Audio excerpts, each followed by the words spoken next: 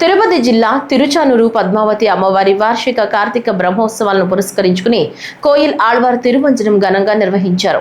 ఈ నెల 17 నుంచి 25వ తేదీ వరకు ఈ బ్రహ్మోత్సవాలు జరగనున్నాయి. సుప్రభాతంతో అమ్మవారిని మేల్కొల్పి సహస్రనామార్చన శుద్ధి నిర్వహించారు. అనంతరం ఆలయ ప్రాంగణం, గోడలు, పైకప్పు, పూజా సామగ్రి తదితర అన్ని వస్తువులను నీటితో శుద్ధి చేశారు.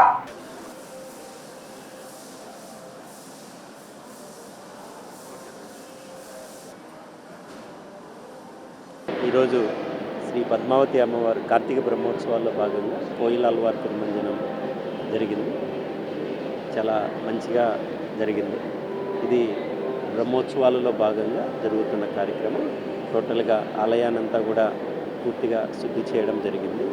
ఇలా ఈ యొక్క పద్మావతి అమ్మవారి బ్రహ్మోత్సవాలతో పాటు ఇంకా రిమైనింగ్ ఇయర్లో మొత్తం 4 సార్లు చేయడం జరుగుతుంది. ఈ 17వ తేదీ నుంచి అమ్మవారి బ్రహ్మోత్సవాలు ప్రారంభం కావడం జరుగుతుంది. సో దీనికి సంబంధించి అన్ని ఏర్పాట్లు చక్కగా జరుగుతున్నాయి.